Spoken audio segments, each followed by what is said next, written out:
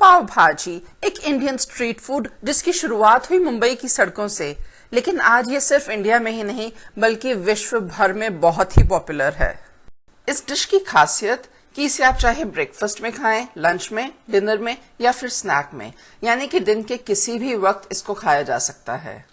वैसे तो आजकल भाजी बनाने के लिए बहुत सारे शॉर्टकट्स भी आ गए हैं, लेकिन आज की जो रेसिपी है वह है बिल्कुल उसी तरह से भाजी बनेगी जैसे कि मुंबई के स्टॉल वाले बनाते हैं। आप एक बार जरूर इस रेसिपी से भाजी ट्राई कीजिएगा, आपको यह मेथड और इसका स्वाद बहुत पसंद आएगा। ये समझिए कि एक बार आपने इसका टेस्ट कर लिया तो आप हमेशा इसी स्टाइल से भाजी बनाएंगे। चलिए पहले इंग्रेडिएंट्स देख लेते हैं। 2 कप कटा हुआ प्याज, जो कप मैंने यूज किया है उसकी कैपेसिटी है 250 मिलीलीटर।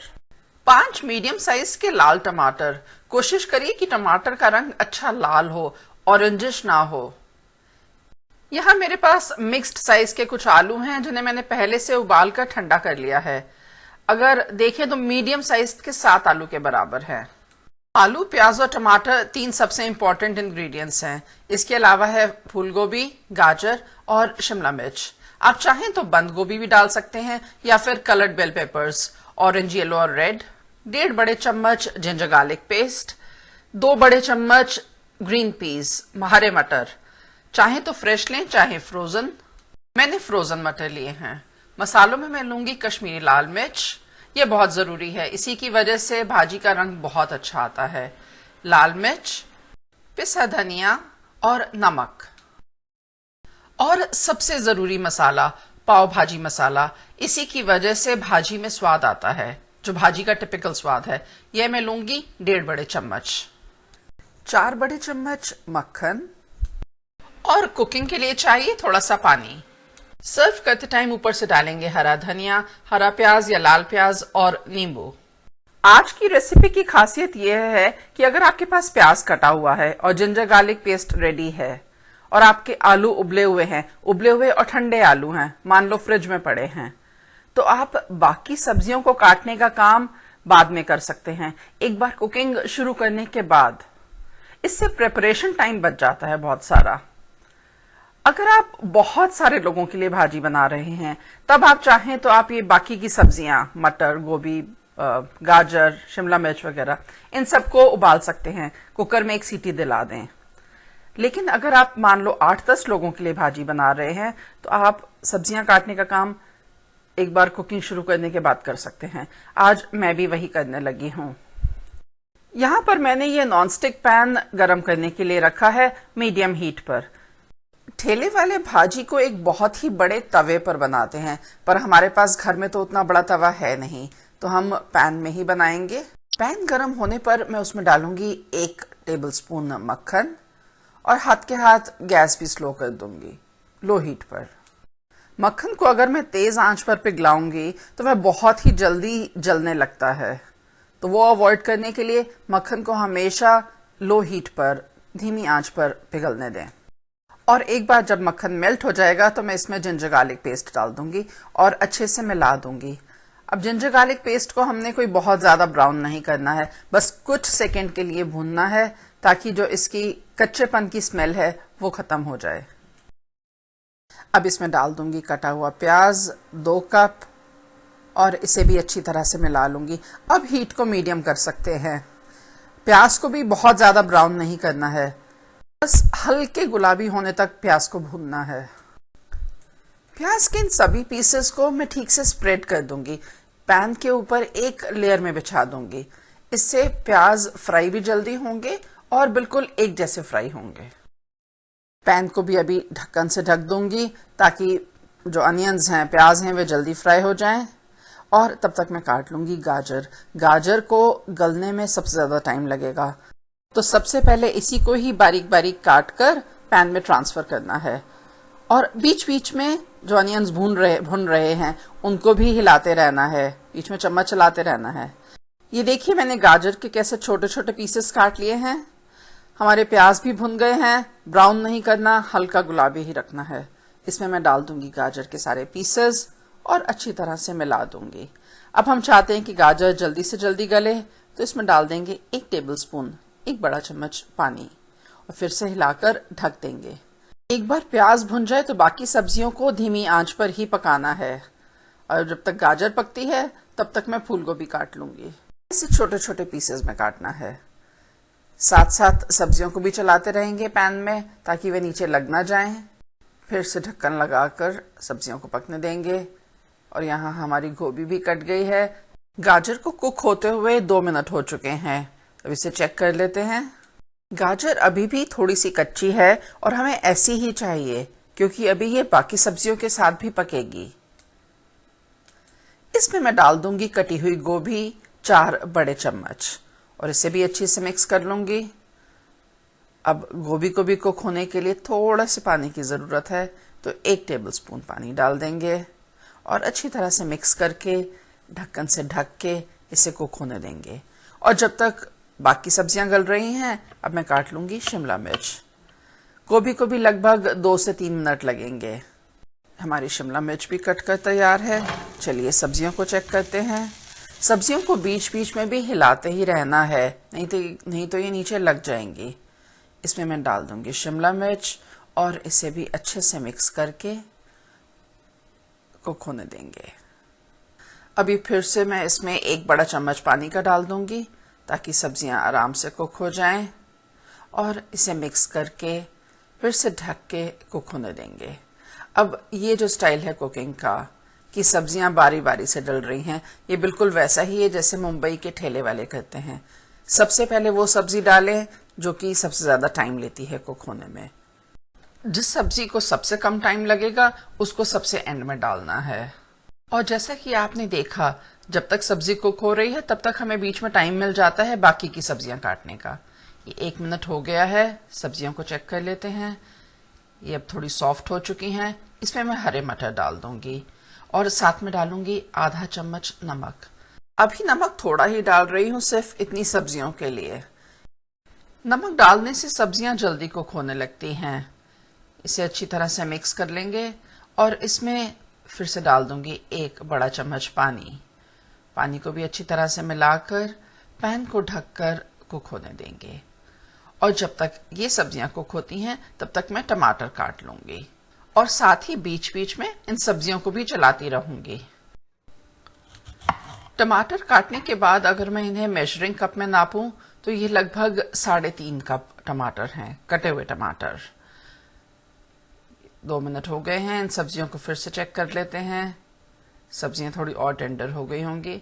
और अभी एक मिस्टेक हो गई थी जो कि मुझे अभी ठीक करनी है। यहाँ मैं ये सारी सब्जियां साइड में कर रही हूँ और बीच में डालूंगी थोड़ा सा मक्खन। सब्जियों का पानी काफी हद तक सूख चुका है पर फिर भी उन्हें साइड में कर दिया है ताकि मॉइस्चर ना रहे उनका। और बटर मेल्ट होने पर मैं इसमें डालूंगी 1 छोटा चम्मच लेकिन हीप्ड चम्मच ऊपर तक अच्छे से भरा हुआ कश्मीरी लाल मिर्च। इसी से हमारी भाजी में अच्छी रंगत आएगी। तो ये स्टेप हमें उस टाइम पे करना है जब हमारे प्याज भुन जाते हैं। भुने हुए प्याज में मिर्च डालनी है, कश्मीरी लाल मिर्च।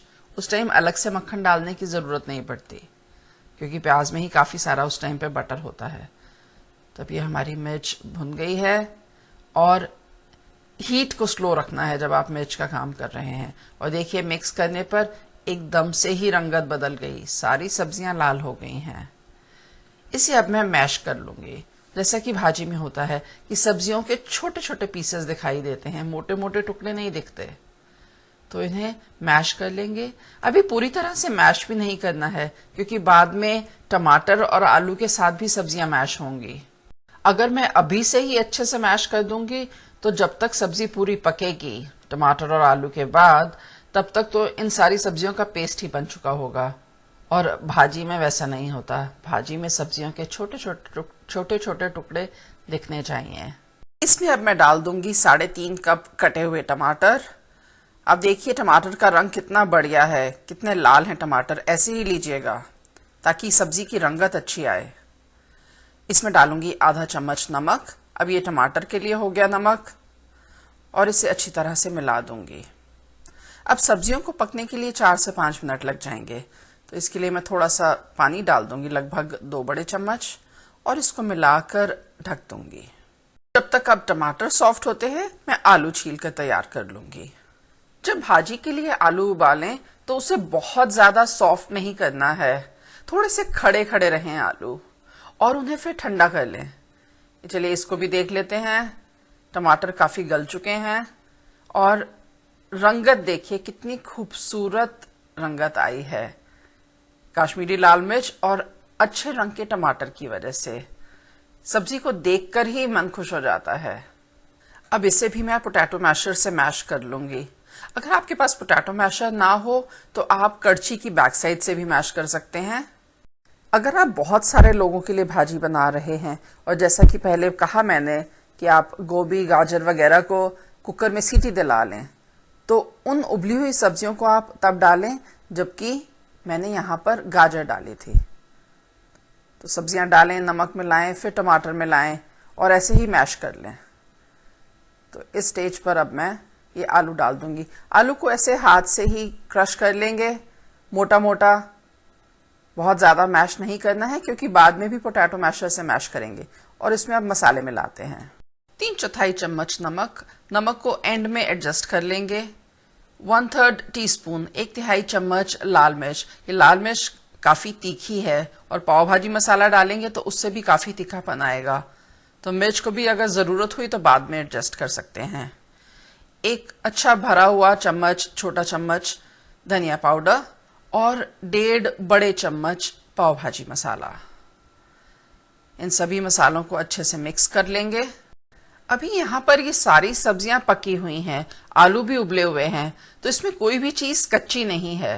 तो अभी इसमें बस थोड़ा सा, लगभग 3/4 कप पानी डालकर कंसिस्टेंसी को एडजस्ट करना है, यूनिफॉर्म कंसिस्टेंसी आ जाए एक जैसी, और मसाले भी सारे घुल जाएं, उतना पकाना है। अगर हम शुरू में ही बहुत सारा पानी डाल देंगे तो उस पानी को सुखाने के चक्कर में ये सारी सब्जियां ढह जाएंगी और पोटैटो में से, आलू में से स्टार्च भी खूब निकलकर ग्रेवी में आ जाएगा, तो उसकी शक्ल बिल्कुल अच्छी नहीं लगती, ना ही उस भाजी का टेस्ट अच्छा आता है। तो थोड़ा थोड़ा करके पानी डालेंगे। तो इसे अभी मैंने ढक दिया है और इसे अभी मैं कुक होने दूंगी लगभग 4 से 5 मिनट। 5 मिनट हो गए हैं, अब इसे चेक कर लेते हैं। अब इस टाइम तक मसाले सारे अच्छे से घुल जाते हैं, पूरा प्रॉपर कंसिस्टेंसी आ जाती है। इसे अब मैं मैश कर लूंगी। अब समझिए तो ये एक तरह से फाइनल मैशिंग है, और ऐसे कड़छी से हिला हिला के नीचे की भाजी को ऊपर करके तब मैश करें, नहीं तो सिर्फ ऊपर ऊपर वाली भाजी तो मैश हो जाती है, नीचे वाले मोटे मोटे पीसेस रह जाते हैं। इसमें मैं बचा हुआ मक्खन भी डाल दूंगी। मक्खन की वजह से, ये मक्खन के मैं छोटे छोटे पीसेस करके डाल रही हूं ताकि फटाफट से मेल्ट हो जाए। आप चाहे सारा एक जगह डालें, चाहे ऐसे छोटे छोटे पीसेस करके डालें। मक्खन डालने की वजह से ही भाजी का क्रीमी टेक्सचर आता है। तो अगर आपने ध्यान दिया हो तो मैंने कहीं पर भी तेल का इस्तेमाल नहीं किया है, पूरी भाजी मक्खन में ही पकी है। इसे मैं अच्छी तरह से मिक्स कर दूंगी। और अभी भाजी भी थोड़ी गाढ़ी है तो इसे थोड़ा सा पतला करेंगे, लगभग 2 बड़े चम्मच पानी के डाल दूंगी। तो मैंने टोटल पानी यूज किया है 310 मिलीलीटर शुरू से लेके अब तक, और इसे ढक दूंगी 2-3 मिनट के लिए। अब ये फाइनल कुकिंग है। 3 मिनट हो चुके हैं और अब भाजी की शक्ल बिल्कुल परफेक्ट लग रही है। सब्जी के छोटे छोटे पीसेस दिखाई दे रहे हैं। तो इसको क्लोजअप में दिखाती हूं मैं आपको। ये देखिए, हल्का हल्का रंग आ रहा है सब्जियों का। आप कह नहीं सकते कि कौन सी सब्जी है, बट कलर आ रहा है। इसमें मैंने 3/4 चम्मच नमक और डाला था टेस्ट करने के बाद, तो टोटल हो गया 2.5 चम्मच नमक। इस पर मैंने हरा धनिया काट कर डाला है फ्लेवर के लिए। आलू डला होने की वजह से अगर ये भाजी थोड़ी देर पड़ी रहेगी तो थोड़ी सी गाढ़ी हो जाएगी। तो अगर आपने बाद में खानी हो तो भाजी गर्म करते समय थोड़ा सा उबला हुआ पानी डालकर गर्म करें ताकि कंसिस्टेंसी ऐसी हो जाए। अब भाजी तैयार है तो इसके लिए पाव भी रेडी कर लेते हैं। उसके लिए यहाँ पर मैं यह तवा गैस पर चढ़ा रही हूँ मीडियम हीट पर। तवा गर्म होने पर इस पर डालूंगी थोड़ा सा बटर, और बटर को लो हीट पर धीमी आंच पर मेल्ट कर लूंगी। इसमें डालूंगी थोड़ा सा लाल मिर्च पाउडर, अगर आप चाहें तो आप सिर्फ बटर भी यूज कर सकते हैं बिना मिर्च डाले, या फिर देगी लाल मिर्च डाल सकते हैं, कश्मीरी लाल मिर्च, तो उससे तीखापन नहीं आएगा। बटर में मिर्च को फ्राई करके, हल्की हीट पर फ्राई करके, इसके ऊपर रखूंगी पाव के पीसेस। टोटल 2 पाव लिए हैं तो उसके 4 पीस हो गए हैं, और इतना बटर 4 पीसेस के लिए काफी है। जब एक साइड से सिक जाएंगे तो दूसरी साइड से भी सेक लूंगी। दूसरी साइड जल्दी सिक जाती है, तो ध्यान रखें। गर्मा गर्म पाव सर्व करें यमी भाजी के साथ। भाजी को सर्व करने के लिए उसके ऊपर कटा हुआ हरा धनिया, कटा हुआ हरा प्याज या बारीक कटा हुआ लाल प्याज डालें। भाजी को गर्मा गर्म ही सर्व करें ताकि उसके ऊपर मक्खन जब डाला जाएगा तो वह आराम से मेल्ट हो जाए। और साथ में नींबू जरूर सर्व करें। नींबू के बिना भाजी का टेस्ट जो है वो इनकम्प्लीट है, पर साथ में लें ताकि सब अपनी पसंद के हिसाब से नींबू ऊपर से डाल सकें।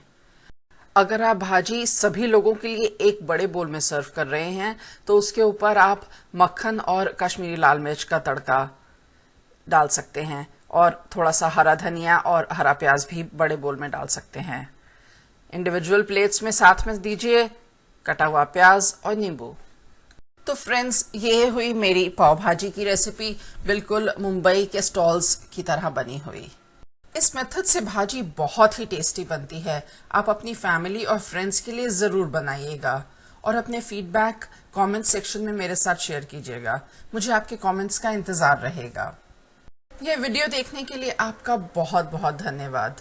अगर आपको ये वीडियो पसंद आया तो प्लीज लाइक का बटन क्लिक करें, और इस वीडियो को अपने बाकी social networks Facebook, WhatsApp, Twitter, Instagram इत्यादि पर प्लीज शेयर करें। पूनम्स किचन चैनल को प्लीज सब्सक्राइब करें। अगर आप स्क्रीन पर दी गई मेरी पिक्चर पर क्लिक करेंगे तो वह आपको पूनम्स किचन चैनल पर ले जाएगी। सब्सक्राइब करते टाइम बेल आइकॉन जरूर दबाइएगा ताकि आपको झटपट नोटिफिकेशंस मिल जाएं। ये वीडियो देखने के लिए आपका बहुत बहुत धन्यवाद। आपसे जल्द ही मुलाकात होगी एक नई रेसिपी या फिर एक नई टिप के साथ। तब तक के लिए बाय।